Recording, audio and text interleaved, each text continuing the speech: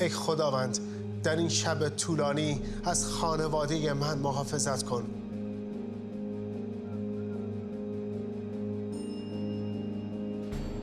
اگر از وادی مرگ هم بگذرم نخواهم ترسید، چون میدانم تو با من هستی.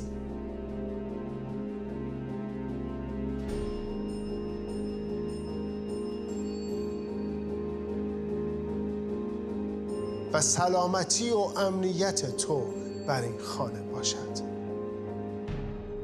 آمین.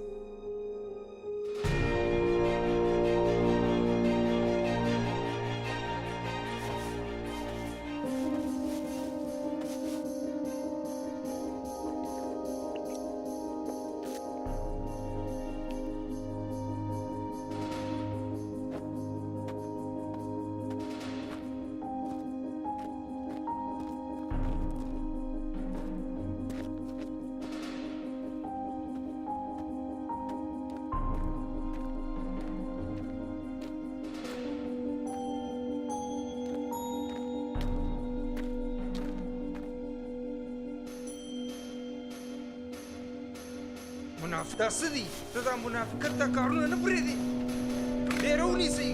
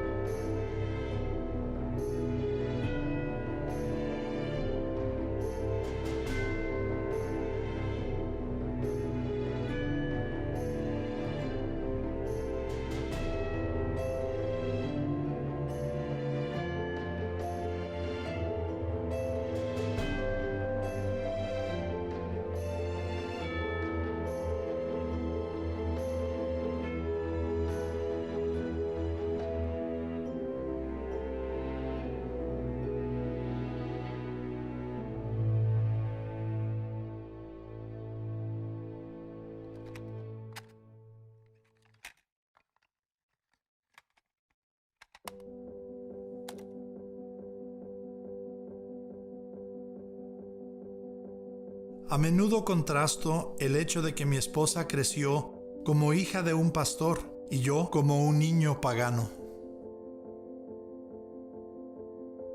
Y ella, desde una edad temprana, sabía quién es Jesús y podía cantar los cantos y citar las escrituras. Cuando ella tenía 6 años de edad, sabía que quería ser misionera en el extranjero. Pero yo venía de una familia en la que cuando papá y mamá tenían 7 niños, pasaban a dejarnos a la escuela dominical y a la iglesia para poder tener un par de horas libres.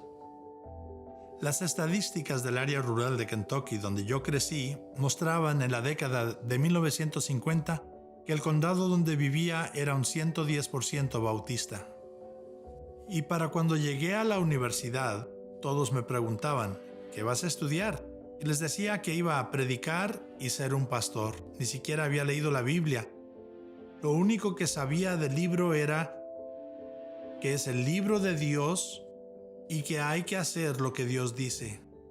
Cuando llegué a Mateo 28, ese era un punto muy emocionante para mí, porque decía, id a todo el mundo. Y yo pensé, qué lindo sería eso. Me puedo escapar de las colinas y los valles de Kentucky. Pero no tenía ni idea de cómo se lleva a cabo eso. Y Dios sabía que yo necesitaba tanta ayuda que no estaba recibiendo de mis profesores y no la estaba recibiendo de mis libros de bosquejos de sermones. En mi segundo año de universidad, Dios me envió a Ruth. Le pedí que se casara conmigo y por alguna razón descabellada, aún no entendida ni por Dios ni por el hombre, ella me dijo que sí. Si sus padres hubieran podido, creo que habrían puesto un póster de Se Busca en el correo. Muerto o posiblemente vivo. Como siempre, mi mamá lo sabía todo. Ella sabía lo que estaba pasando. Nick dijo, papá, nos queremos casar. Y mi papá me volteó a ver a mí, ni siquiera volteó a ver a Nick y me dijo, Ruth, ¿qué de tu llamado a misiones? Así que confirmé, le dije, papá, para allá es donde vamos Nick y yo. Y dijo, tienen mi bendición. Yo sentí que ese fue uno de los momentos más espirituales y más lindos para ser bendecidos, porque nuestro llamado era similar. Hice mis prácticas de enseñanza ese semestre, planeé mi boda, gradué de la universidad, nos casamos y servíamos en una pequeña iglesia donde comenzamos a aprender a vivir juntos, pero también a cómo pastorear juntos. Pastoreamos un par de iglesias pequeñas y entramos al sueño americano, donde teníamos una buena casa y tuvimos a nuestro segundo hijo. Nuestra casa estaba al lado de la iglesia, así que había gente que tocaba la puerta a las 6 de la mañana preguntando, Pastor, ¿quiere tomates? Esa gente nos ayudó a crecer y nos permitieron cometer muchos errores, pero la pasamos muy bien y fue una gran experiencia al comenzar nuestra vida juntos. En mi iglesia tuvimos un obrero que vino de Bangladesh y que es bien conocido en Kentucky para un fin de semana misionero, y yo, sentado al frente de la iglesia como el pastor, cuando se dio la invitación después de que habló el misionero, simplemente dije, Dios, ¿por qué he pospuesto esto?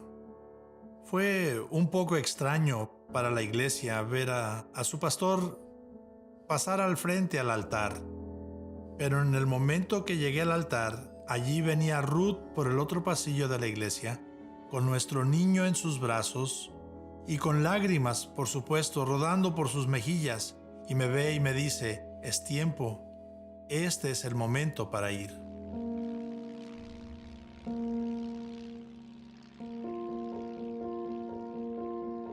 El 1 de enero de 1984 nos bajamos del avión en Malawi.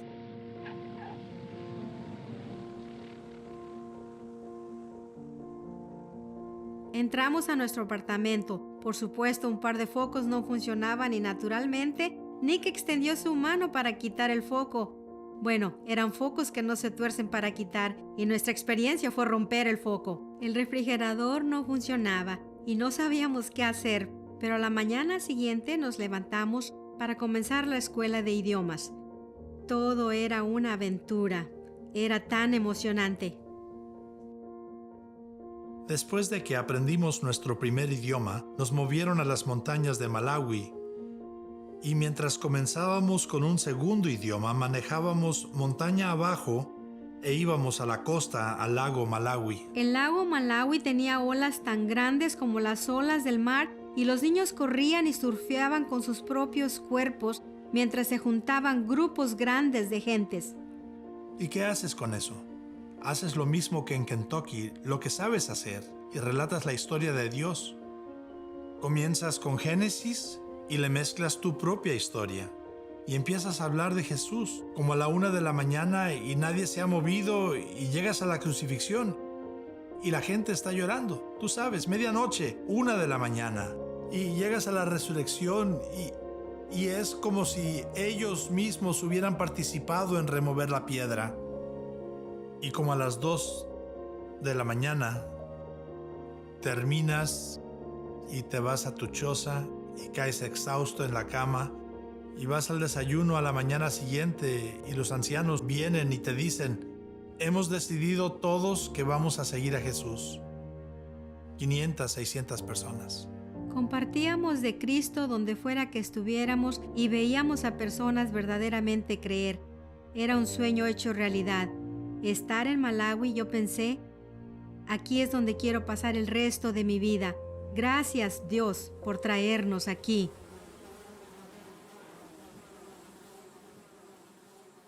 En 1985, en un periodo como de 4 meses, Ruth y yo tuvimos malaria como 10 veces. A los niños les dio al menos como 5 veces. Nos dio tan duro que no nos podíamos mejorar. Y en una ocasión, la fiebre me subió tanto que Ruth fue por un doctor irlandés católico. Él entró y me dice, Nick, ¿quieres ver a Jesús? Yo pensé, esta es una pregunta capciosa, pero sé la respuesta correcta y le dije, por supuesto que quiero ver a Jesús. Y él me contestó, si no te vas de este país, te toca verlo pronto. Recuerdo estar sentada a la mesa en la cocina cuando el doctor nos dijo, saben que se tienen que ir. Y nuestros líderes dijeron, ellos vinieron y se sentaron frente a nosotros y dijeron, servir a Dios no es un asunto de ubicación, es un asunto de obediencia. Ahí mismo clamé a Dios y le dije, ¿por qué me trajiste aquí y me dejaste que me enamorara de este lugar? No importaba que nos estuviéramos muriendo de malaria, estábamos viendo a las personas venir a Cristo, así que no hacía sentido. Dios tuvo que recordarnos que era Él el que decidía dónde estaba el fruto. Solo teníamos que ser obedientes, así que empacamos. Recuerdo que tuvimos que volar en un avioncito a donde fuimos en Sudáfrica, una de las patrias africanas.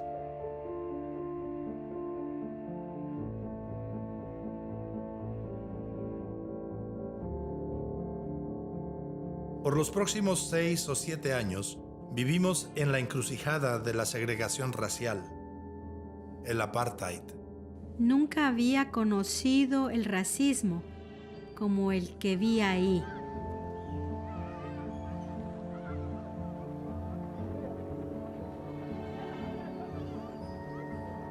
Cuando caminábamos en la comunidad, la gente decía, ¿qué hacen aquí? Esa era una gran oportunidad. El ministerio era fructífero, pero nadie jamás se había sentado con nosotros para decir, este es el trabajo de un misionero. Por supuesto, esa es una palabra que no está en la Biblia. Yo no sabía eso cuando comencé, pero no es una palabra bíblica la palabra misionero. Ruth y yo decidimos hacer algo muy radical. Decidimos leer el libro de Hechos juntos.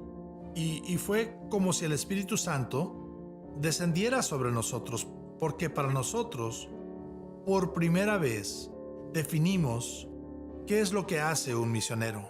Determinamos que un misionero va a donde la gente tiene poco o ningún acceso a Jesús y les da acceso total a Jesús hasta que comiencen su propia iglesia. Y eso puede ser en una casa, un negocio o donde sea. Y luego el obrero, el misionero, se va a otro lugar. No por criticar, porque hay mucha gente en Sudáfrica que no conoce a Jesús, pero han tenido acceso al Evangelio casi por 200 años.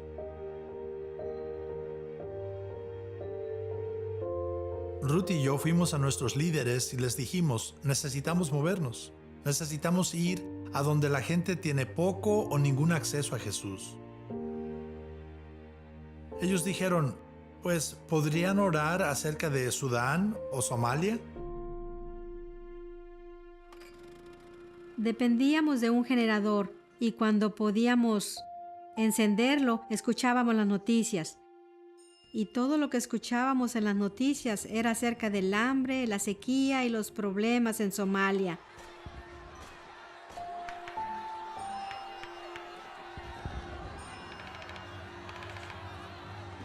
Y sonó el teléfono y era nuestro liderazgo y dijeron, ¿todavía están pensando en serio en que se quieren mover? Y nosotros dijimos sí. Y ellos dijeron, vengan en 3 semanas, estamos listos para que vean las oportunidades que tenemos, ya sea en Sudán o en Somalia. Así que fue todo un torbellino. Empacamos, vendimos, regalamos. Tuvimos que hacer tantas cosas y nos subimos a un avión y aterrizamos probablemente como a las 10 de la noche en Nairobi. Y unos días después nos dijeron, creemos que Somalia es la dirección en la que deben ir. Y el líder puso su brazo sobre mi hombro y calladamente me alejó a una esquina y me dijo, Nick, nunca has estado cerca de gente como los somalíes. Y me dijo, casi en un susurro, ellos almuerzan pequeños misioneros como tú. Ahora, nuestro liderazgo había dicho, probablemente les tome 3 a 5 años entrar a Somalia. Después de Navidad, comenzamos a estudiar somalí. Seguíamos a personas somalíes en la ciudad y les preguntábamos, ¿cómo podemos ayudarles? ¿Hay alguna manera en que podamos ayudar a la gente en Somalia? Y un anciano dijo, si se van al aeropuerto Wilson, generalmente la Cruz Roja tiene vuelos que salen de allí llevando suministros a cualquier lugar que lo puedan llevar en Somalia. Así que en febrero de 1992, Ruth me llevó al aeropuerto Wilson y había un avión de la Cruz Roja que estaban cargando de comida y medicamentos. Y fui al piloto y le dije, ¿para dónde van? Y me dijo, vamos para Somalia.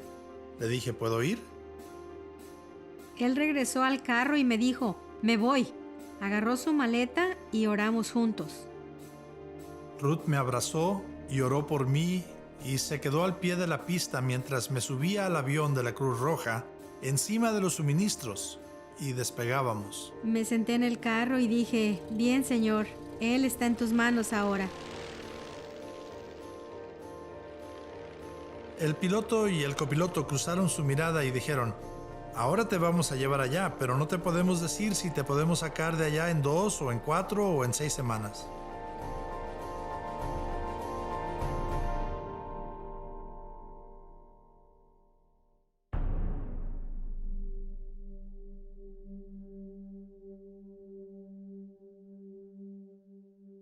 Cuando llegué al aeropuerto y atravesé lo que haya sido aquello, saben, un cuasi gobierno, no hay alimento, no hay agua, no hay electricidad.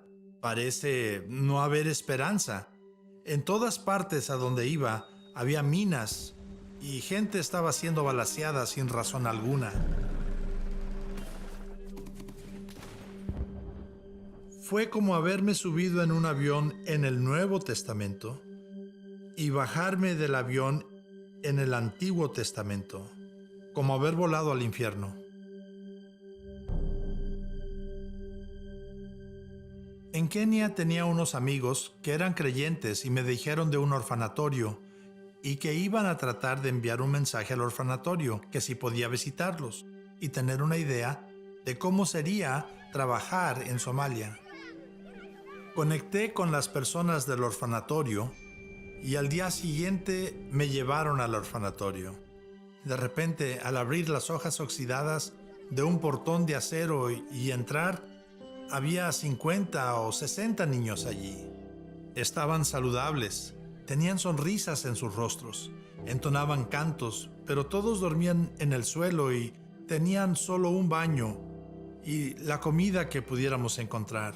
Íbamos al mercado todos los días para buscar suficientes vegetales y algunos restos de carne o algo para cenar. Y de repente escuché gritos.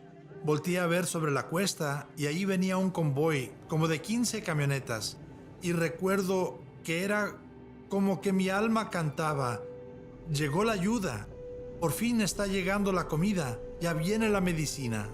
Y llegaron los vehículos al pueblo, 15 camionetas, y traían metralladoras de calibre 50 soldadas atrás. Esos tipos traían lanzacohetes y AK-47 y sus rostros eran duros como granito. Las gentes comenzaron a rodear las camionetas con lo que tuvieran y a cambiarlo por unos paquetes. Y dentro de un paquete redondo, enredado en lona, lo que había adentro era cod. Y los somalíes lo mastican y es como, no sé, 50 veces más fuerte que la anfetamina. Y yo creí que la ayuda había llegado, con comida y ropa y medicamentos. Y en lugar de eso, somalíes que no pueden comprar comida, casi están cambiando sus niños para conseguir este narcótico. Mi tercera noche allí le dije a Dios, si quieres este lugar, te lo puedes quedar. Cuando leí aquello de Mateo 28 que decía, id a todo el mundo, no creo que incluiste lugares como este. 3 días. Estuve 3 días. Dios, si no tengo una palabra clara de parte tuya, me voy a ir de este lugar tan pronto como sea posible. Voy a ir por mi familia y me voy a ir a donde podamos ser creyentes y cristianos. Encendí mi radio de onda corta a la BBC. Tienen un devocional de 5 o 10 minutos en la BBC. Y esa noche el devocional lo daba una mujer soltera. Era una dama británica e iba a dar un devocional sobre acuérdate del día de reposo para santificarlo en los 10 mandamientos. Le dije a Dios, bueno, perdiste esta oportunidad. No va a haber una palabra tuya en esto. Moisés congrega al pueblo y comienza a leer los mandamientos que el Señor les ha dado. 6 días trabajarás, pero cuando llegue el 7º, descansa. Acuérdate de este día, el de reposo, y santifícalo. Recuerde que este era el mismo pueblo que estuvo esclavizado en Egipto, trabajando por 400 años. Así que para ellos, este mandamiento significa más que tomarse un día libre. Representaba libertad para el pueblo de Dios, porque solo quienes son libres pueden escoger tomar un reposo. Estaba allí acostado llorando porque lo que Dios me dijo fue, tú estás viendo los mandamientos y es decisión tuya. Eres libre. Vete si quieres, o escogerás quedarte aquí conmigo o me dejarás aquí solo. Y me quedé. Y me quedé esas 2 semanas hasta que el avión de la Cruz Roja volvió y me sacó de allí. Y volé del Antiguo Testamento de vuelta al Nuevo Testamento. Y me bajé del avión. Y ahí estaban mi esposa y mis hijos. No había bombas. Y tienen comida sobre la mesa. Y mis hijos están saludables. Y no sabía qué hacer con eso. Aún no sé qué hacer con eso.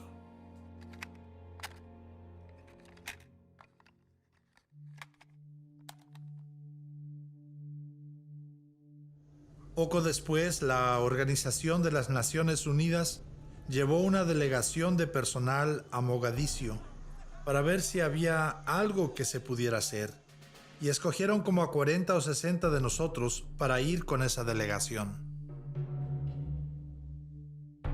La segunda noche que estuve allí, entró un guardia desde el portón trayendo a un hombre y dijo, aquí hay un somalí afuera preguntando por ti, por nombre. Y fui a la puerta y estaba un hombre somalí allí y le dije, ¿le puedo ayudar? Y me dijo, ¿usted es un creyente en Jesús, o no? Y le dije, sí, pero ¿cómo es posible que haya sabido eso? Me dijo, el Espíritu Santo me dijo su nombre y que usted vendría. Y me dijo que viniera aquí y que le dijera quién soy y cómo es la vida para los creyentes en Mogadiscio. Ahora estoy comenzando a ver que el mal no ha dejado de hacer lo que el mal hace. Pero también estoy comenzando a ver que Dios nunca ha dejado de hacer lo que Dios hace. Así que después de ese viaje de sondeo, estuve yendo y viniendo en vuelos de las Naciones Unidas o la Federación Mundial Luterana y estuve tratando de hacer pequeñas encuestas sobre lo que podíamos hacer y lo que no podíamos hacer. Iniciamos una pequeña organización no gubernamental y estuvimos preguntándole a otros seguidores de Cristo, ¿cómo hacemos esto? Estábamos sepultando 20 bebés al día antes de poder alimentar a los vivos. Vamos con comida y medicinas a estos campamentos de refugiados en edificios destruidos donde la gente está viviendo de la mano a la boca. Y lo primero que quieren no es alimento o medicamentos, quieren tela de sepultura para sepultar a sus hijos muertos o a alguien que fue muerto durante la noche. ¿Qué se hace cuando la gente está pisando explosivos? Cuando hay balaceras todas las noches.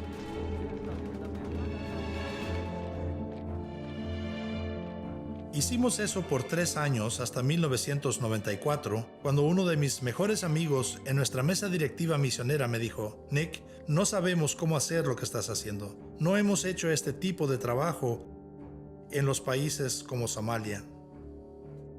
Para mí, ese fue uno de los momentos más liberantes de mi vida, darme cuenta que Ruth y yo necesitábamos ir a descubrir cómo se es Cristo en lugares donde cuesta tanto.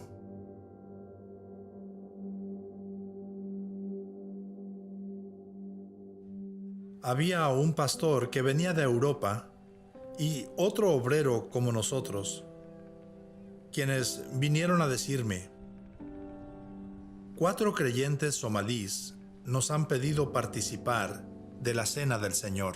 El que come mi carne y bebe mi sangre tiene vida eterna, y yo le resucitaré en el día postrero. Recuerdo estar viendo a estos 4 hermanos míos. Los conocía bastante bien, trabajaban para otras organizaciones no gubernamentales, y la expresión de sus rostros mientras que el pastor leía las Escrituras acerca de la crucifixión y recordando a Cristo, y haced esto en memoria de mí. Recuerdo estar viendo a estos 4 hermanos y sus rostros decían: la crucifixión para nosotros viene, al igual que vino para Jesús. No venimos a tu mesa, oh Dios, por nuestra propia justicia, sino por tu misericordia. Así que ten misericordia de nosotros, oh Señor de gracia, mientras que comemos el pan y bebemos la copa de tu Hijo Jesucristo, para que podamos vivir en Él para siempre, y Él en nosotros. Amén. 2 semanas más tarde, estaba en una sesión informativa de seguridad a la que íbamos a las 8 en punto.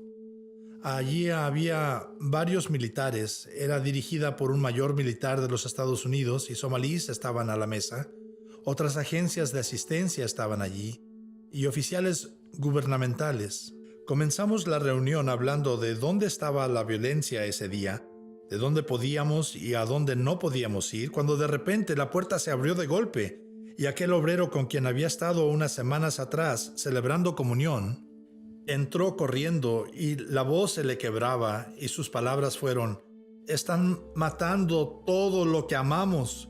Y dijo: ya esta mañana, entre las 8 y las 8:45, han matado a 4 somalíes solo porque son creyentes en Jesús.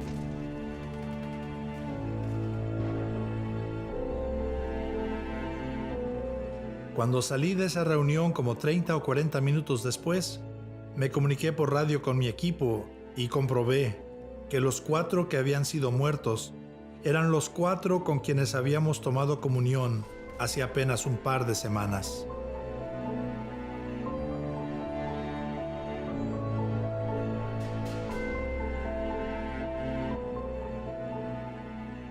Y yo me pregunto, quisiera saber, ¿qué se hace cuando todo parece ser crucifixión y no hay resurrección?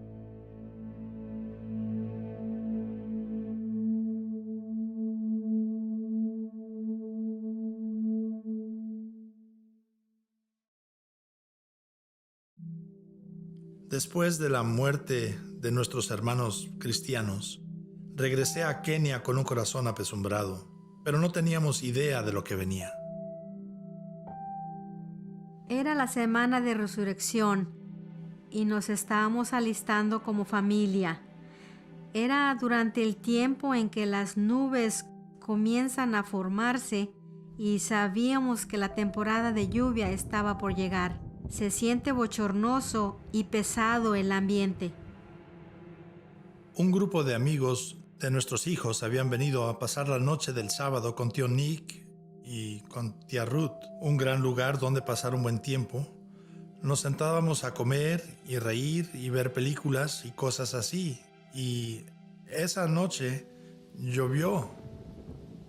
Y aparentemente en esta casa vieja donde nos movimos, cuando venía la lluvia, se liberaban muchas esporas de moho y nuestro hijo Timoteo había tenido ataques esporádicos de asma la mayor parte de su vida, pero no había sufrido ninguno por un año. Era como la 1 cuando escuché ese sonido horrible que había escuchado desde que él tenía 7 años.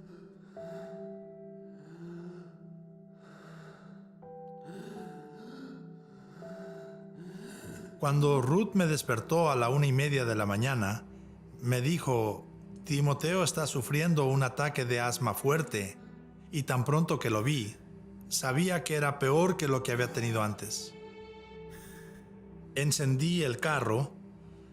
Le dije a Ruth que no había tiempo para que se vistiera. Puse a Timoteo en el carro a mi lado y comencé a manejar hacia el hospital. Unas cuadras más.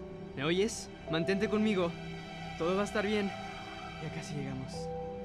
Como a las 2 de la mañana, llegué al frente de un centro comercial del pueblo y había un hombre saliendo del centro a esa hora inhumana y paré mi vehículo enfrente de él y lo bloqueé y no lo dejaba salir, y él salió de su vehículo gritando, y le dije mi situación y que tenía que manejar al hospital para que yo pudiera seguir dándole primeros auxilios a Timoteo.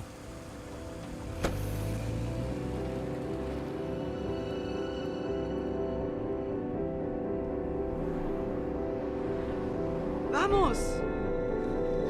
¿Ya mero llegamos?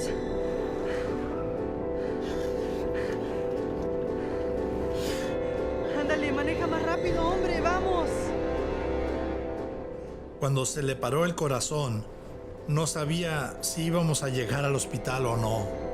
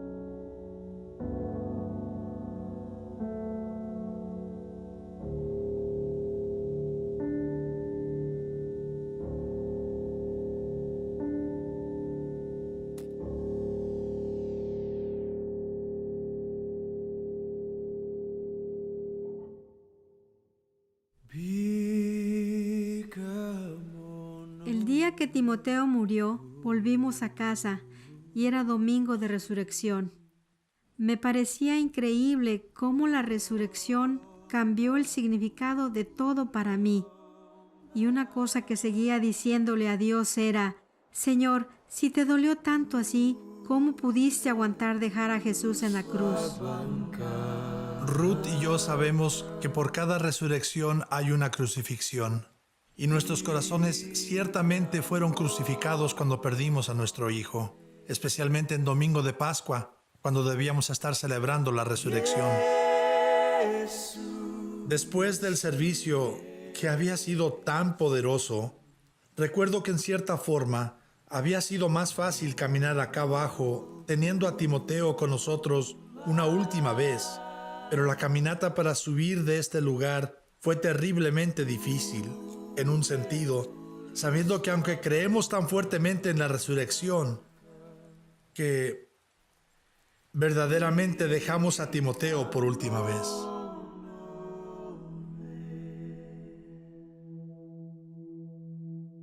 Me sentaba con mi Biblia abierta, pero no había palabras que pudiera leer. Leía un versículo y lo único que podía hacer era gritar por ayuda. Pero Dios nos rodeó con una comunidad asombrosa. Teníamos a los misioneros que estaban viviendo alrededor nuestro, quienes nos ministraban durante el día, y nuestra familia africana venía cada noche para orar. Y luego aquellos de alrededor del mundo que enviaron correos y cartas y llamaron por teléfono. Fue un tiempo difícil, pero con su ayuda pudimos atravesarlo. Veíamos lo que era la oscuridad. Habíamos visto la oscuridad en Somalia y ahora de repente la veíamos de cerca y en nuestra propia familia, y no queríamos estar ahí. Las miradas de las gentes eran como si no se hubieran llevado a su hijo a África, todavía estaría vivo. A Dios le tuvo que doler poner a Jesús sobre la cruz, pero lo hizo.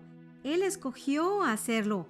Yo no escogí entregar a Timoteo a Dios. Así que trajo un nuevo significado de quién Dios es y lo que Dios hace.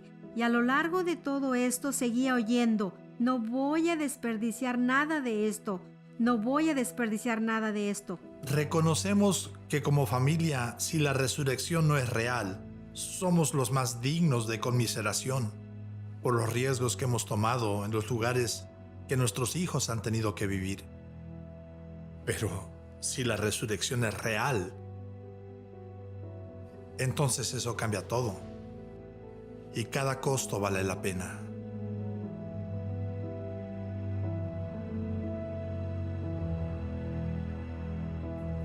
De las cenizas de Somalia y después de la muerte de nuestro hijo, Ruth y yo tomamos una nueva misión. Fuimos compelidos a regresar a algunos de los lugares más difíciles del mundo por el Evangelio. Había algo que necesitábamos saber. Necesitábamos saber si el mensaje de Jesús funciona en esos lugares de persecución extrema. Así que decidimos una vez más: es hora.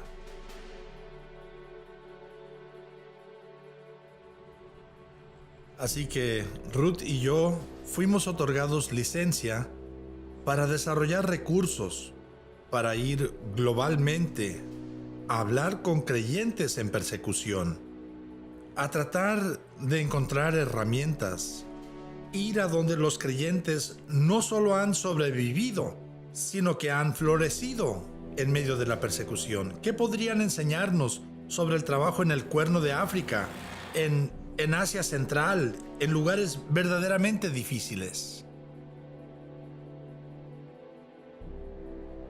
En Somalia creíamos que ellos necesitaban agua, comida, refugio y educación, pero a menudo cuando se les pregunta cuál es su necesidad más grande, dicen: solo necesitamos que alguien nos escuche. La primera vez que iba a hacer un viaje, iba a ser como de 5 o 6 semanas, yendo como a 5 o 6 países. Nunca habíamos hecho esto antes. Nadie nos había enseñado a hacer esto antes. No sé cuántas veces no teníamos ni idea de cómo íbamos a conseguir una entrevista con quien fuera en un país. Y el Espíritu Santo traía a la persona correcta en el momento correcto. O alguien decía: oíd de ustedes, vengan. Yo les dije: oigan, no estoy aquí tratando de escribir artículos sobre ustedes para hacer que su persecución empeore. Nosotros hemos venido de Somalia.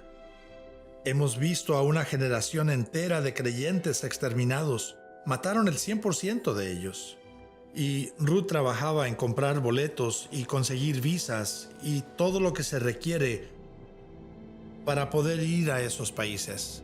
Y mi vuelo salía a las 5 en punto en el primer viaje y ella consiguió nuestra última visa a las 3 en punto ese día. Y recuerdo haber aterrizado en invierno en Moscú, en la antigua Unión Soviética, y allí comenzó el peregrinaje de sentarnos a los pies de creyentes viviendo en persecución y de pedirles: enséñenos. Esas primeras historias que Nick escuchó nos cambiaron radicalmente. Sabíamos que no íbamos a ser los mismos jamás. Pero lo que nunca le dije a nadie es que yo no buscaba herramientas. Realmente iba para ver si Jesús es quien Él dice que es. El asunto ya no era que si el gobierno funciona o si las Naciones Unidas funcionan o si lo militar funciona. Eso había sido contestado muy claramente. Ellos no tienen soluciones eternas. Me estaba haciendo la pregunta: ¿funciona Jesús?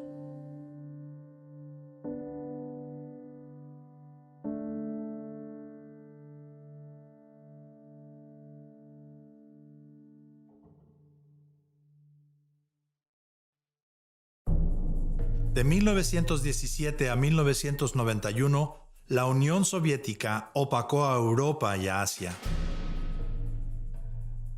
Ahora, un ateísmo militar estaba al centro de la ideología soviética y hubo persecución desenfrenada por generaciones. Los primeros 10 o 12 pastores y diáconos que entrevisté habían sufrido grandemente bajo la antigua Unión Soviética en Rusia, perdiendo sus casas, sufriendo el cierre de sus iglesias. Todos estos hombres habían estado en prisión por un tiempo largo y al escuchar sus historias encontré una fe tan bíblica. De nuevo, yo no soy profesional, ¿saben? Tengo estas preguntas que quiero hacer, pero me encuentro inquiriendo de esas personas, ¿dónde aprendieron a vivir así? ¿Dónde aprendieron a morir así? Esas son preguntas poderosas. Salían de algún punto de mi alma. El primer pastor con el que hablé, cuyo padre también había sido pastor, me dijo, me acuerdo del día que mi padre me dijo, mañana iré a prisión por nuestra fe. Ahora, por toda esta área, los comunistas colgaban hasta la muerte familias enteras que rehusaban negar a Jesús. Me dijo, si mientras estoy en prisión escucho que mi esposa y mis hijos fueron colgados hasta la muerte, en lugar de negar a Jesús, voy a ser el hombre más orgulloso de la prisión. ¿Dónde encaja eso? ¿Qué hago con eso? Estoy casi tan aturdido por el amor y la fe como estaba aturdido por la incredulidad y el odio. Ninguna de estas cosas encaja en mi vida. Y escuché este tipo de historias una y otra vez. El padre del siguiente pastor también había sido pastor, y él habló del día cuando los comunistas arrestaron a un número de pastores líderes y los echaron en la prisión. Pusieron a su papá en una instalación de tortura de la KGB por 9 meses y le hicieron todo lo que jamás se ha leído en la historia, dándole sal en pan, colgándolo de los brazos, haciéndolo sentarse en una silla por 72 horas y cada vez que se dormía o se caía lo golpeaban. Un guardia era particularmente brutal. Le traía un pan tostado cada día para el desayuno con materia fecal del guardia en el pan. Habló de cómo por un año entero nunca pudo ver a su padre, sin saber realmente si su papá estaba vivo o muerto, solo porque era el pastor de la iglesia. Y entonces llamaron a él y a su mamá al campo de trabajos forzados.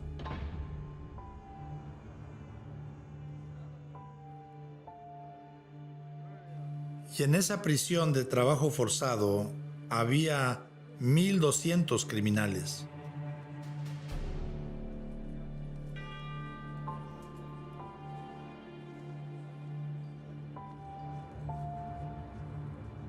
Habían dividido el patio de los ejercicios con mesas a la mitad y les dieron 1 hora para comunicarse. Y él me dijo, esperé, pero mi padre no llegó. Finalmente, un par de guardias pusieron lo que parecía como un montón de trapos en la mesa. Y me dijo, por el azul penetrante de los ojos, de los restos esqueléticos, demacrados y torturados de ese hombre, reconocí que este era mi padre. Y le dije, Padre, estoy tan orgulloso de ti. Si mis hijos quieren poner eso en mi lápida, moriré un hombre feliz.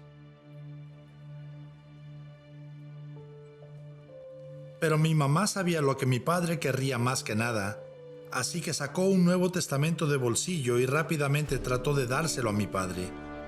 No fue lo suficientemente rápida y el guardia lo vio, lo tomó y lo reconoció por lo que era. Gritaba de manera que todos pudieran oír. Mujer, ¿qué no sabes que es por tu Dios y este libro que tu esposo está aquí y en estas condiciones? ¿No sabes que puedo matarlo? Puedo matarte a ti y puedo matar a tu hijo y probablemente reciba una promoción por ello. Y él me dijo, mi pequeña madre miró a ese hombre poderoso y le dijo, Señor, usted puede matar a mi esposo, me puede matar a mí y hasta puede matar a mi hijo, pero nunca nos podrá separar del amor que es en Jesús. Y me dijo, estaba tan orgulloso de mi madre.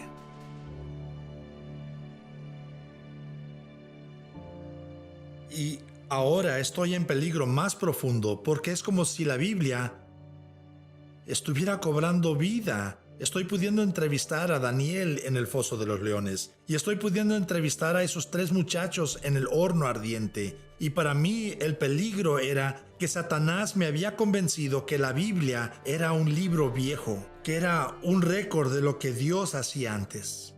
Pero llego allí y me encuentro con que Dios está haciendo hoy exactamente lo que ha hecho por miles de años, aún antes de que la Biblia fuese impresa. Y de repente, si la Biblia está en el tiempo presente activo y yo solo la estoy practicando en el tiempo pretérito, ¿qué dice eso acerca de mi fe y mi país y mi iglesia y de mi denominación? Y después de como 2 días de entrevistas, se me acerca y me dice, Nick, me dio gran gozo que yo estaba sufriendo por Jesús en mi país para que tú pudieras tener más libertad de compartir a Jesús en Kentucky. Y le contesté, no. Y apagué mi grabadora, puse mi pluma en mi bolsillo, cerré mi libreta y le dije, no voy a dejar que me pongas esa carga encima. Jamás sería posible pagar eso. Y extendió su mano sobre la mesa y comenzó a golpetear mi pecho y me dijo, hijo, no me robes mi gozo. Jamás creas que hay una iglesia libre y una iglesia perseguida. Solo hay una iglesia.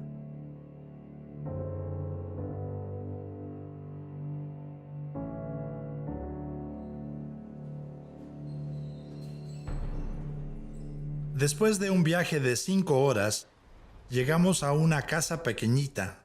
Un hombre anciano nos encontró a la puerta y si tuviera que adivinar su edad, diría que tenía 100 años. Al comenzar a entrevistarlo supe que tenía 63 años de edad. Él me dijo, Nick, pasa, siéntate aquí, siéntate en esta silla. Este es el lugar donde yo estaba parado enseñando la Biblia cuando fui arrestado y enviado a prisión por 17 años. Saben, yo he estado en África por 2 décadas y no me quiero sentar en esa silla. Me quiero sentar en otro lugar. Pero hizo que me sentara allí y comenzó a relatarme su historia. Que él era un ingeniero y su esposa era maestra y sus hijos iban a la escuela de gobierno. Y él trabajaba en una fábrica de gobierno. Me dijo cómo por un periodo de tiempo los pastores fueron comprometidos y las iglesias fueron cerradas.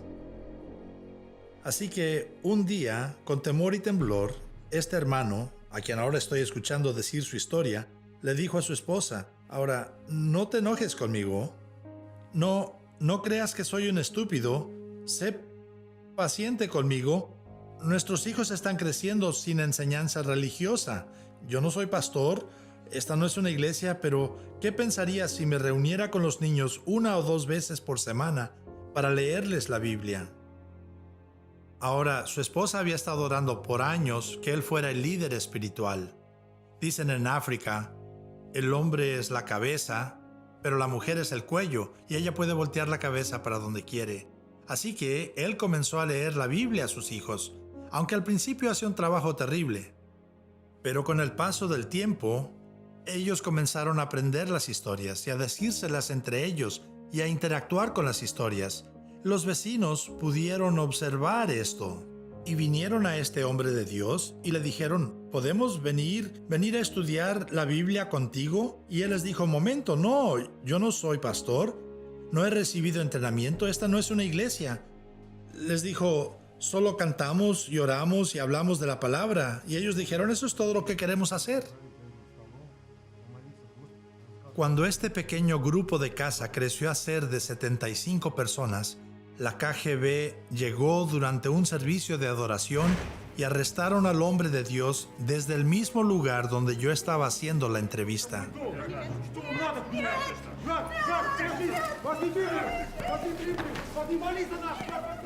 Se lo llevaron a 1000 millas al norte y lo pusieron en una prisión con 1500 criminales endurecidos, y él era el único creyente.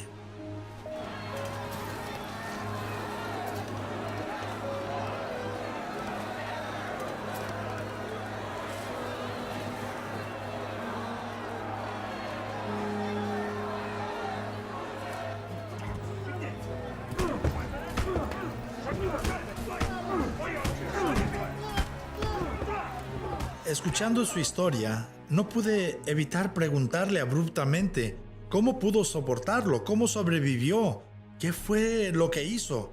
Y él me dijo, por esos 17 años en la prisión, cada mañana cuando el sol estaba saliendo, me paraba al lado de mi cama en atención, elevaba mis brazos en alabanza y me volvía hacia el este y entonaba el canto de mi corazón a Jesús.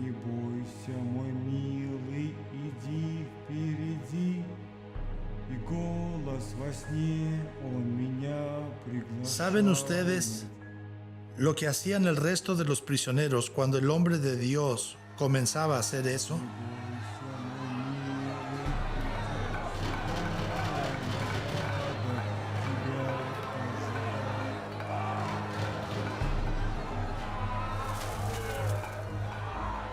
Lanzaban comida vieja, lanzaban desecho humano, y allí está parado nuestro hermano con sus manos elevadas, alabando a Jesús, entonando el canto de su corazón.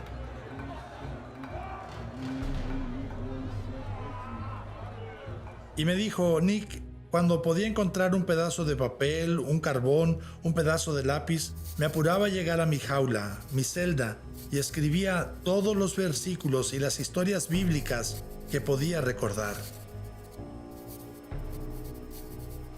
Tomaba esa ofrenda escritural y la encajaba lo más alto que pudiera en uno de esos pilares de concreto.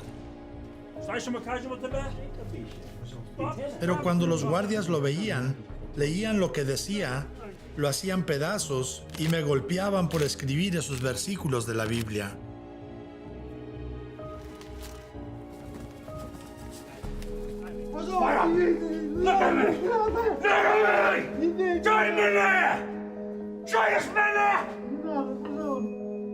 Y esto era muy común en muchos lugares de la antigua Unión Soviética.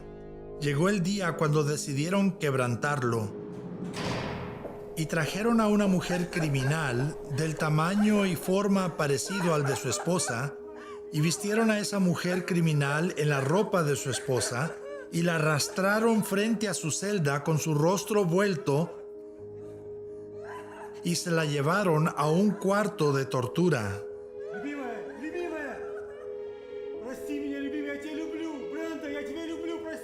Él escuchó por 3 días y 3 noches mientras la abusaron y la torturaron y la mataron.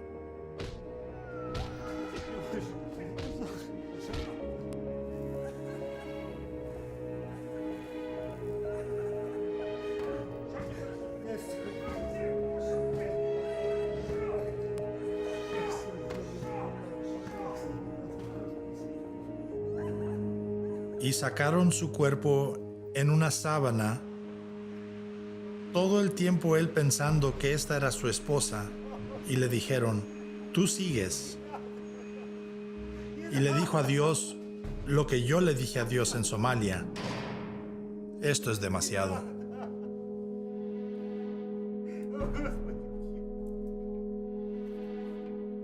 Y se sentó a un lado de la cama, se dio por vencido, llamó a los guardias y les dijo, ustedes ganan.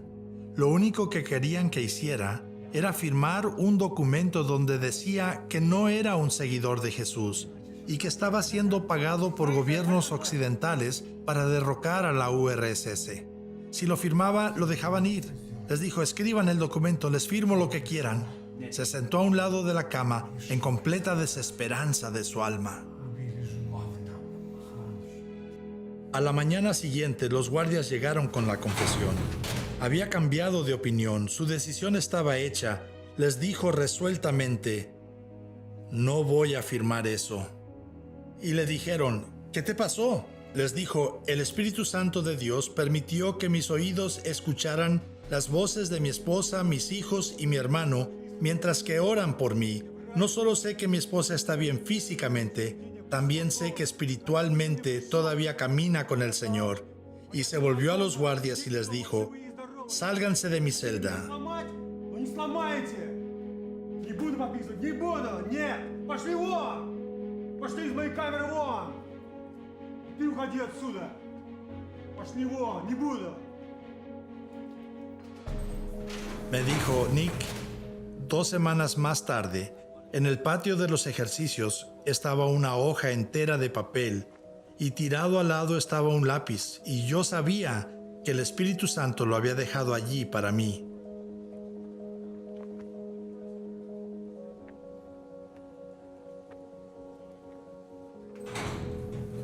Corrí de vuelta a mi celda y escribí cada versículo de la Biblia, cada canto espiritual, cada historia de la Biblia que podía recordar, lo más chiquito que podía. Me dijo: me lo llevé y alcancé lo más alto que podía sobre el pilar de concreto mojado, para darle a Dios la ofrenda escritural más grande que podía darle. Y los guardias no tardaron mucho en ver eso, y cuando vieron ambos lados del papel y leyeron lo que estaba escrito, lo hicieron pedazos y comenzaron a golpear a nuestro hermano sin misericordia. Y le dijeron: asómate por la ventana. ¿Ves esos postes allí? En 10 minutos vas a estar amarrado a un poste y en 15 minutos vas a estar muerto. Y lo tomaron de la camisa y comenzaron a arrastrarlo de su celda y de la cárcel. Y mientras iban por el pasillo hacia la puerta de la prisión, casi puedo verlo, 1,500 criminales endurecidos, parados al pie de sus camas, parados en atención, y 3,000 manos, brazos estaban levantados en alabanza a Dios, mientras miraban al este y cantaban a Dios el canto de corazón que habían escuchado al hombre de Dios cantar todos esos años.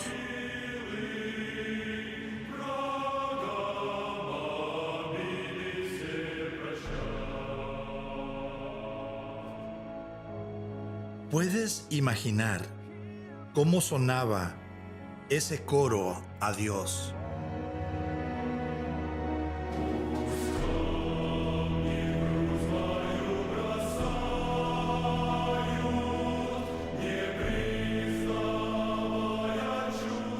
Y los guardias soltaron a nuestro hermano como si estuvieran plenamente aterrorizados, y se volvieron a él y le dijeron: ¿quién eres?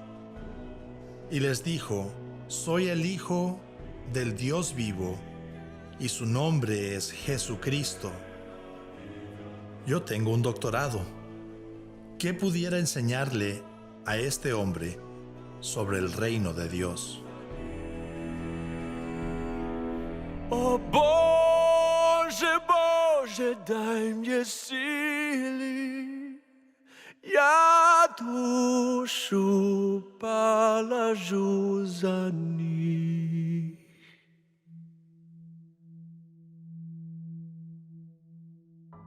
Escucho esas historias y apenas lo puedo creer. No, yo no soy profesional.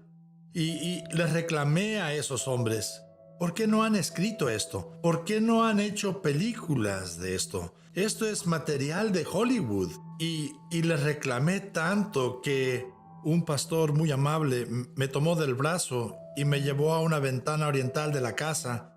Y me dijo: entiendo que tienes 3 hijos. Le dije: sí. Me dijo: ¿cuántas veces se levantó en la mañana y llevó a sus hijos a la ventana oriental de la casa y les dijo: miren, muchachos, el sol está saliendo en el este? Le dije: nunca he hecho eso. Me dijo: ¿por qué? Le dije: la gente diría que estoy loco, porque el sol siempre sale en el este. Me dijo: por eso es que no hablamos de la persecución. Es como el sol saliendo por el este. Le ocurrió a nuestros bisabuelos, le ocurrió a nuestros abuelos, le ocurrió a nuestros padres, nos ocurre a nosotros, le ocurrirá a nuestros hijos. Es como la salida del sol. Para nosotros, la persecución es simplemente normal. ¿Disculpa? ¿Normal? ¿Normal? Pongamos eso de vuelta en la Biblia, donde está seguro. No dejes que eso salga. ¿Dónde encaja eso?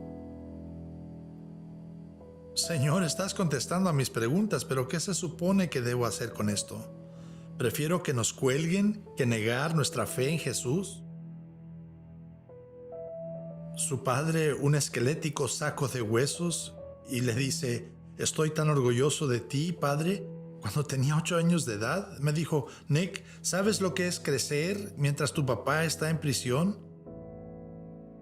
Vean, yo fui buscando herramientas de parte de Dios. Y lo que encontré fue al Cristo mismo resucitado.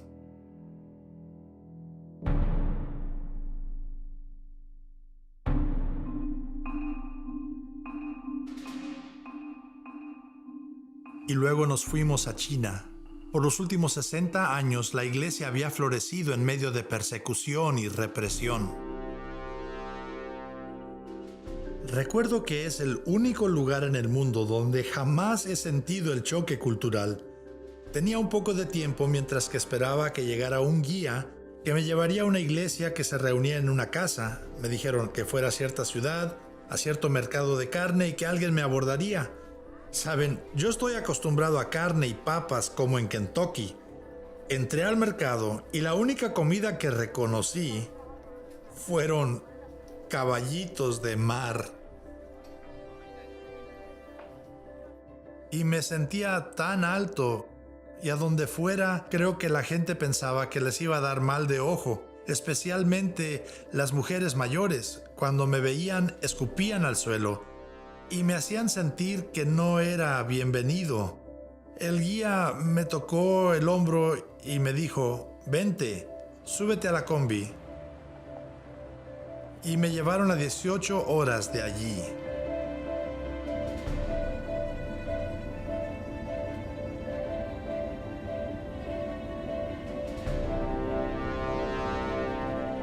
Y desperté 18 horas más tarde adentro de unas instalaciones.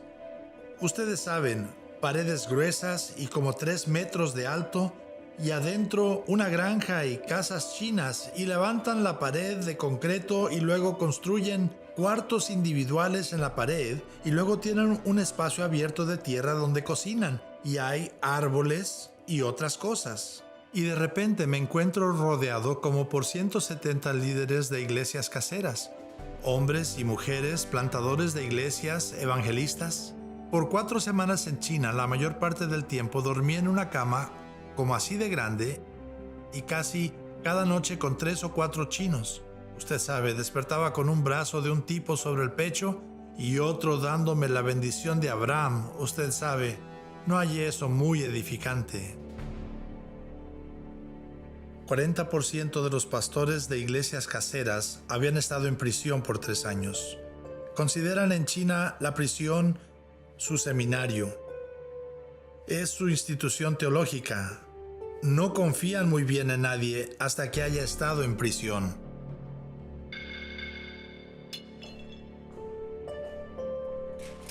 Me decían: Dr. Nick, nuestro seminario en China es la prisión. ¿Cuántos grados académicos le gustaría recibir?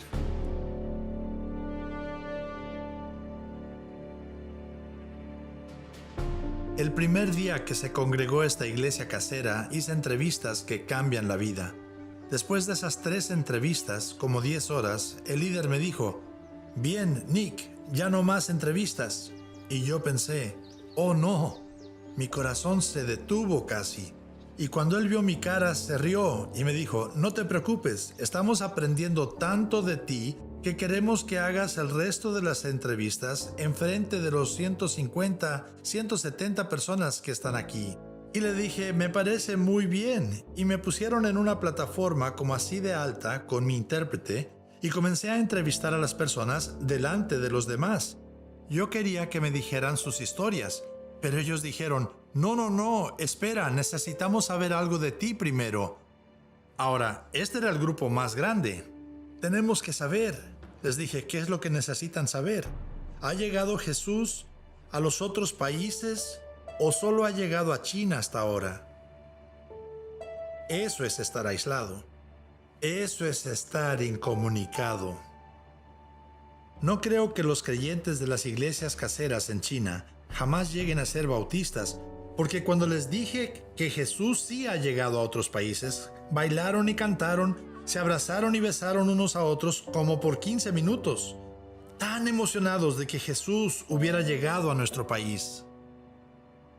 Entrevisté a un hermano y a una hermana que medio redimieron el tiempo, pero nada cerca de la calidad de lo que había hecho por 12 horas en ese cuarto callado. Saben, no estaba muy contento con Dios y me bajé de la plataforma y me dijeron, ¿a dónde va? Y en mi mente, yo quiero llegar a la cama antes que lleguen los otros 4. Me preguntaron, ¿a dónde va? Y les dije, parece que no voy a ningún lado. Mientras me subo a la plataforma, me dijeron, ¿sabe? Le hemos contado, le preguntamos si Jesús ha llegado a otros países y nos dijo que sí. Y le preguntamos si son perseguidos como nosotros. Le queremos preguntar de nuevo sobre creyentes en otros países y cómo son perseguidos. Y decidí decirles lo que había ocurrido a los creyentes somalíes y cómo habían sido exterminados. Y mientras les hablaba sobre lo profundo de la persecución, 170 personas se quedaron sentadas como si estuvieran hechos de piedra. Ninguna expresión, ni un ruido, nada. Y yo pensé, vaya, esto fue un éxito. Y me bajé a tropezones de la plataforma y llegué al cuartito pequeño y a la camilla pequeña y me quedé dormido. Como hasta las 6 de la mañana.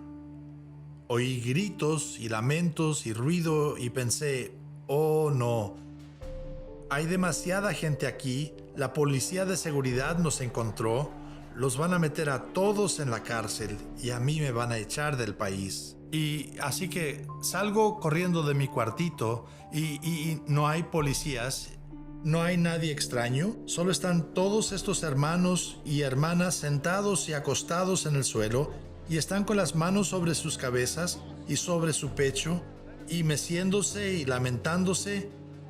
Y vi esta escena y fui a donde estaba mi intérprete y le pregunté, ¿qué es lo que está pasando? Y me dijo, Nick, solo escucha lo que están diciendo. Y le dije, yo no hablo chino, no tengo idea. Me dijo, solo calla por una vez. Me llevó de la mano y comenzamos a caminar entre las personas y podía escucharles clamar. Y estaban clamando, Somalia, Somalia, Somalia. El intérprete volteó a verme y estaba llorando y me dijo, fueron tan conmovidos por las historias de creyentes en países que son verdaderamente perseguidos, que le prometieron a Dios que se levantarían 1 hora más temprano cada día por el resto de sus vidas para orar por los creyentes en esos países hasta que Jesús sea conocido de punta a cabo en esos países.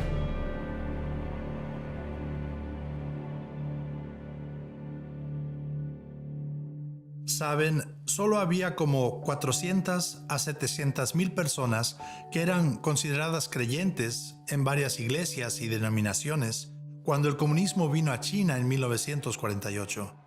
Recuerdo haber leído un artículo en 1983 que decía, cuando podamos entrar a China otra vez o China se abra, ¿habrá creyentes? ¿Quedarán iglesias en China? Cuando por fin pudimos entrar, descubrimos que 400 a 700 mil creyentes en Jesús habían crecido a 10 millones. Habían aprendido no solo a sobrevivir en persecución, sino a florecer en medio de ella. Esta no es una iglesia secreta. No se pueden esconder lo que al presente son 85 a 100 millones de creyentes. Esta es una iglesia ilegal, pero no se puede legalizar, no se puede registrar. Pero en muchos lugares bendice de tal manera a las personas de la comunidad, incluyendo a las autoridades, que las autoridades acuden a los líderes de iglesias caseras para que les ayuden a resolver disputas.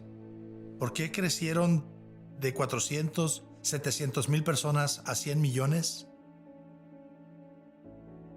Ellos dijeron, tenemos una decisión que tomamos cada día. Nos hacemos esta pregunta: ¿quiero identificarme con creyentes en persecución o quiero identificarme con sus perseguidores?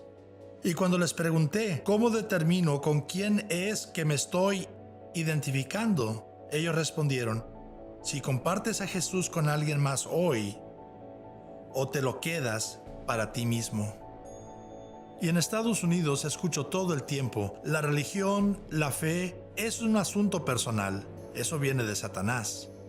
Así que lo que los creyentes en persecución han dicho, en manera brutalmente honesta, es: cuando no comparto mi testimonio con mi hermano en Estados Unidos, mi padre, mi hermana, mi jefe, entonces me estoy identificando con los perseguidores porque estoy guardando mi testimonio para mí mismo. Escuchen, yo estaba haciendo estas entrevistas en el año 2000. El Dr. James Merritt dijo, 90% de bautistas del sur en Estados Unidos, nacidos y criados en la iglesia, salvos y bautizados en la iglesia, casados y sepultados en la iglesia, 9 de cada 10 nunca hablarán de Jesús con alguien más. Eso es lo que está matando a los creyentes en persecución. Ellos dicen que estamos entregando en libertad lo que ellos nunca entregan en persecución, y esto es nuestro testimonio a la resurrección de Jesucristo. Ellos dicen, este es el error que están cometiendo. Ustedes creen que el testimonio está atado a la libertad política, y eso no es correcto bíblicamente. Yo soy tan libre de compartir a Jesús en Arabia Saudita hoy como lo soy en Kentucky. Soy tan libre de compartir a Jesús en Afganistán como lo soy en Ohio. La política, países, presidentes no tienen nada que ver con eso. Dios ha dicho, eres libre y debes compartir el evangelio con todos. Y cuando somos obedientes y ejercitamos nuestra libertad, entonces tenemos el valor de sufrir las consecuencias. Este mandamiento representaba libertad para el pueblo de Dios, porque solo quienes son libres pueden escoger tomar un reposo.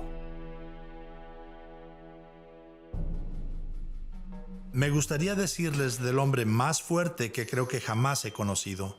No lo debo ubicar más que decir que fue en Asia Central, porque vive en uno de los lugares más difíciles de la tierra.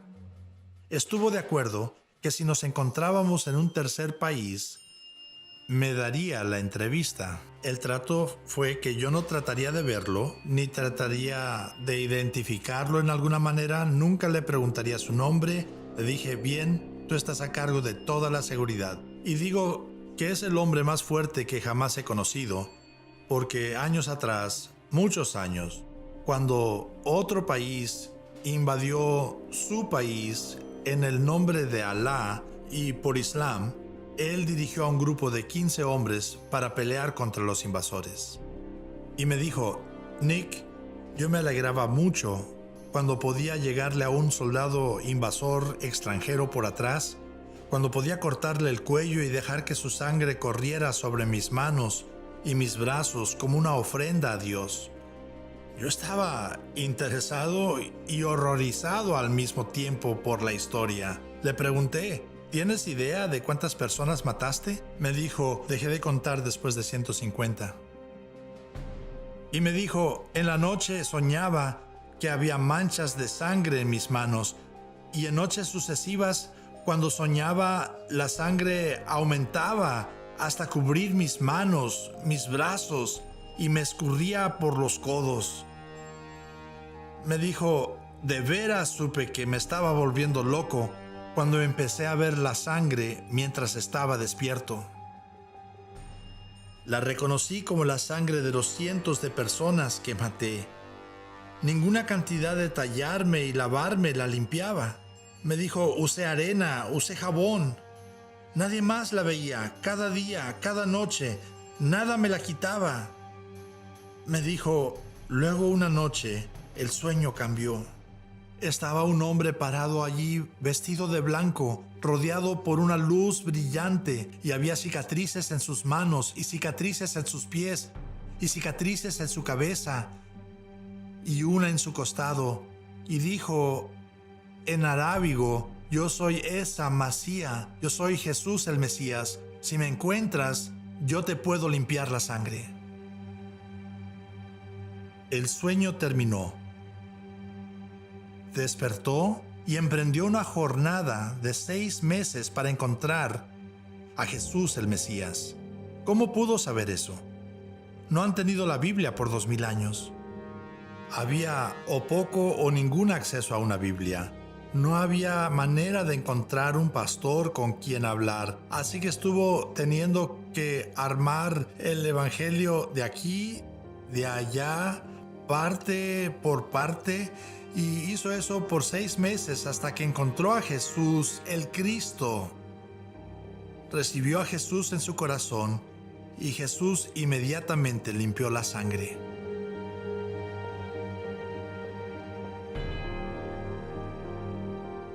Él quería que sus otros compatriotas tuvieran a Jesús como él tenía a Jesús.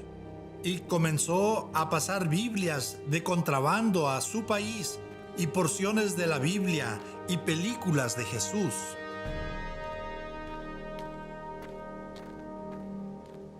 Y un día, al dar la vuelta a una esquina en las montañas, se encontró a los hombres que antes encabezaba.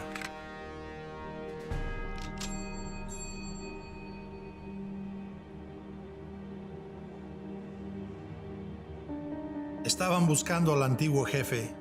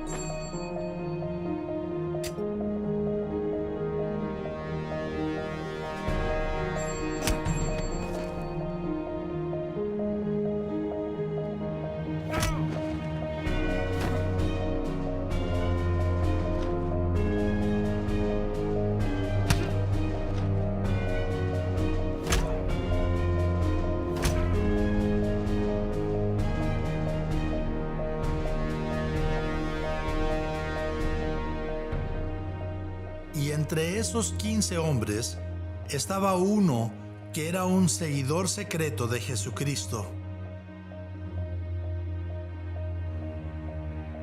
El hombre habló a sus compañeros y les dijo, estamos siendo tontos. Si matamos a nuestro antiguo comandante aquí, no vamos a saber con quién está trabajando en ambos lados de la frontera.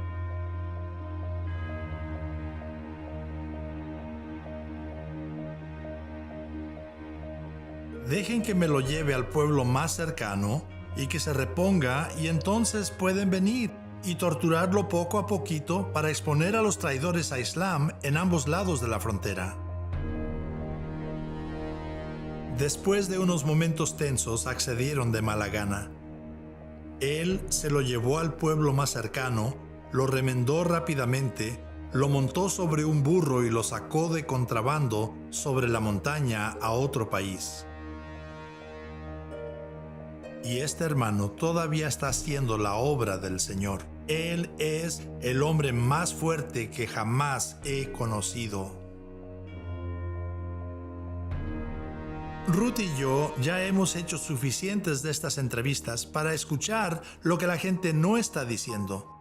Y él me había dicho que tenía esposa y 3 hijos, que los había llevado a Cristo y que los había bautizado. Eran creyentes, pero nunca había hablado de ellos en las 6 horas que yo estuve parado debajo de aquel foco solitario. Así que me pareció un poco extraño y le agradecí por la historia impactante que me relató y por ser un gran hermano en Jesús. Y le dije, pero antes de irnos, ¿puedo preguntarle cómo le ayuda a su esposa en su ministerio, cómo sus hijos, cómo ministran ellos a su lado. Y amigos, puedo decirles, yo me aterroricé, porque este hermano quebró todas las reglas que había puesto.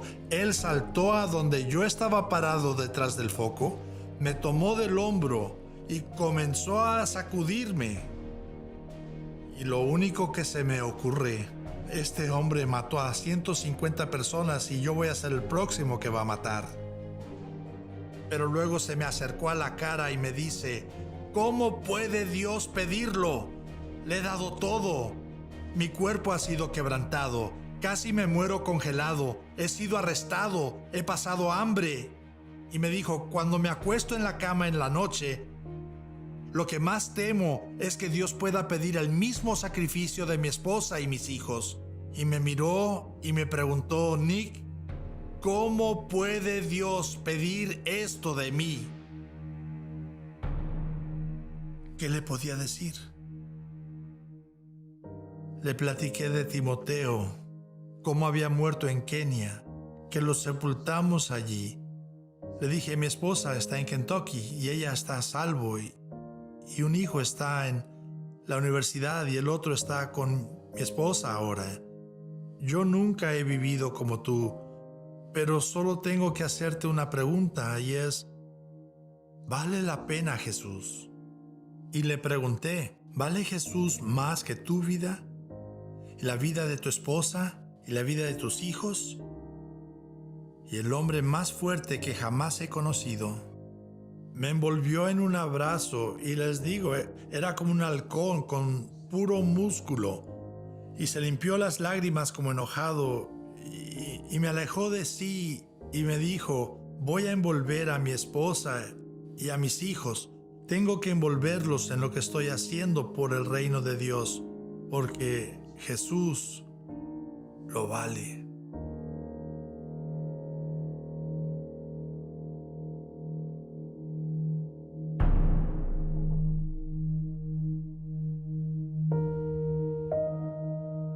El hombre más fuerte que he conocido me dio la pregunta, tal vez la única pregunta que importa para los creyentes. Y tristemente, cuando preguntamos a la mayoría de la iglesia occidental, ¿vale Jesús más que mi vida y la vida de mi esposa? ¿Y es apropiado tomar riesgos con tus hijos por el servicio del reino de Dios? La respuesta ha sido un silencio sobrecogedor. ¿O ha sido, no, eso no se hace con tu esposa e hijos? Recuerdo haberle preguntado a Ruth cuando Timoteo murió. Ustedes saben, estábamos hechos pedazos. Y le dije, hemos dado un hijo por hacer esto. ¿Arriesgamos a nuestros otros 2 hijos? Y saben, en ese tiempo de quebranto nos dijimos uno al otro, decir que Jesús no lo vale sería desperdiciar el sacrificio de Timoteo. Así que no sabemos dónde vamos a encontrar la salud, no sabemos dónde encontraremos el valor y dónde todas las partes se armarán de nuevo, pero vamos a aferrarnos a Jesús hasta que Jesús pruebe lo contrario, que Él no lo vale. Dios nos mostró que no iba a desperdiciar la vida de Timoteo y nos recordó una y otra vez que Él nos dirigiría y que Él tenía un propósito para nuestras vidas. Vean lo que salió de todo el asunto en Somalia y la pregunta bien difícil que estábamos haciendo a creyentes en persecución por todo el mundo era, ¿vale Jesús la pena? Y el hombre más fuerte que jamás he conocido respondió esa pregunta por nosotros.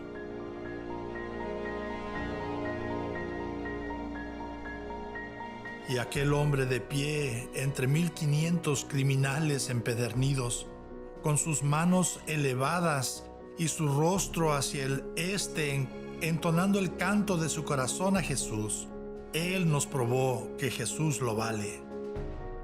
Ese bulto esquelético de pastor torturado por la KGB y su hijo de 8 años tomando su mano y diciendo: papá, estoy tan orgulloso de ti. Esa familia está diciendo: Jesús lo vale. Sabíamos el riesgo, sabíamos el costo, pero la vida y muerte de Timoteo valió la pena, porque la vida de Cristo y su amor lo valen.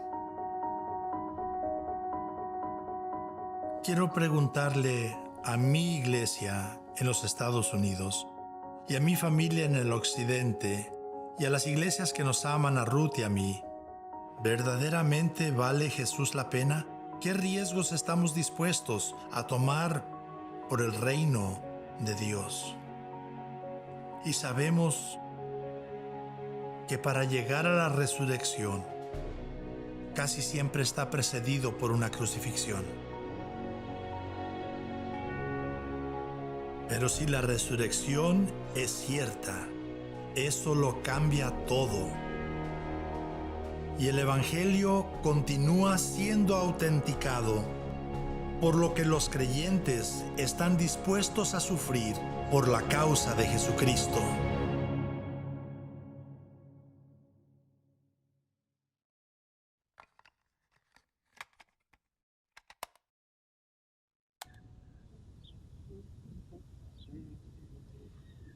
Боже, Боже, дай мне силы за ближних душу полагать, и в сердце вечно до могилы врагам обиды все прощать.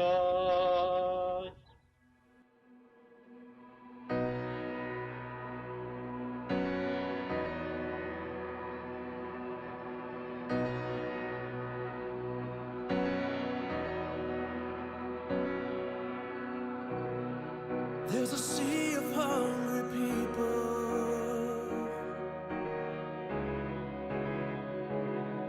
who have never heard the truth of Jesus. He has called us to go, so everyone would know. What are we waiting for? Oh God, you've given us power in the Spirit. Let us be your witnesses. When the ocean's too deep for the anchor to fall, and the darkness surrounds me in the storm, you bring peace in the raging sea. When it's solid ground I'm standing on, 'cause you're the water, you're the shore.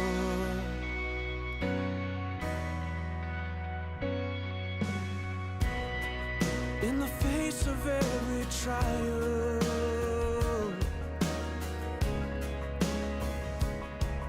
when the road ahead seems unbearable, help me not despair. For you are always there, and in you all things are possible. So I'll take the gospel wherever